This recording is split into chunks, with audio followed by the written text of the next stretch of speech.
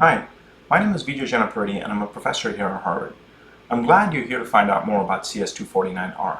CS249r is like no other class you've probably taken as of yet, because it is at the bleeding edge of technology. You've probably heard about machine learning, and that's why you're here. But you're probably curious about what is tiny about machine learning. Well, TinyML is an emerging topic that is at the intersection of machine learning and embedded systems.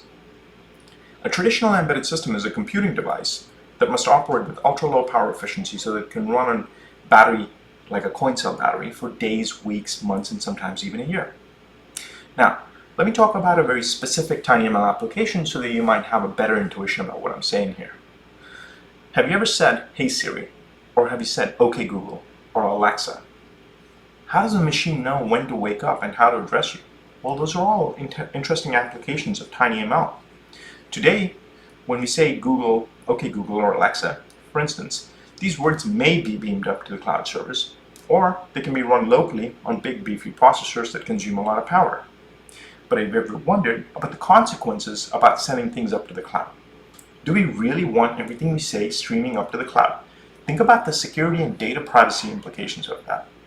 And if they are running locally, are they running efficiently? How much power are they consuming? Do they need to be tethered to the wall at all times, or can they actually run on a coin cell-like battery? TinyML is all about doing things at the endpoint, running machine learning near the sensor, near the data, and doing so in real time with ultra-low power efficiency. Imagine Alexa running on a coin cell battery and operating for about 10 years instead of it being plugged into the wall. That's what TinyML is all about, and that's just the tip of the iceberg. Over the course of the semester, in addition to understanding applications like speech commands, we'll look into interesting applications of TinyML, and specifically we'll focus on unlocking new applications.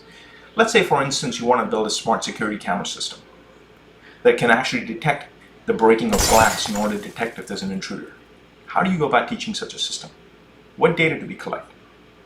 Do we go around breaking all the windows in our houses in order to get the sound recordings? Or do we synthesize sounds and use them as substitutes? And if we do that, are they actually representative? Will they really work when an intruder is breaking in?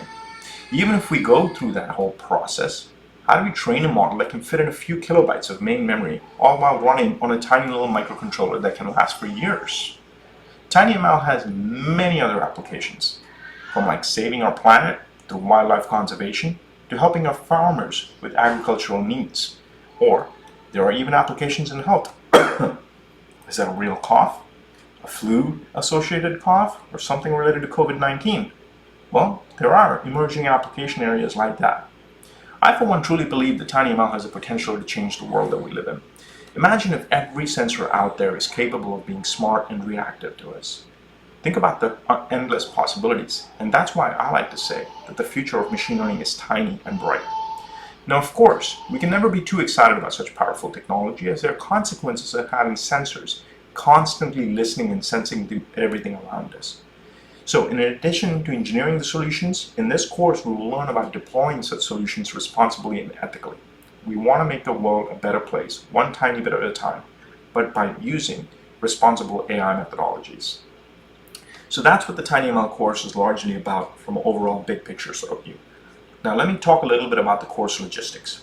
The course is structured to give you an overview of TinyML applications, such as the ones we talked about already.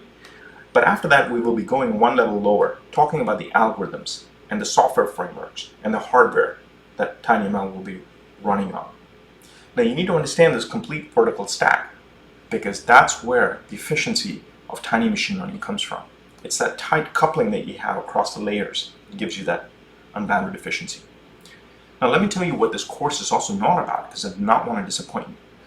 This course is not about the theoretical underpinnings of machine learning. It is a hands-on applied ML course. We're engineers and we build things. From the applied hands-on perspective of the course, we have built a special kit that you will be getting. Now in this kit, there's a microcontroller, there are a couple of sensors, you've got a bunch of devices, everything enough for you to be able to do your coding assignments.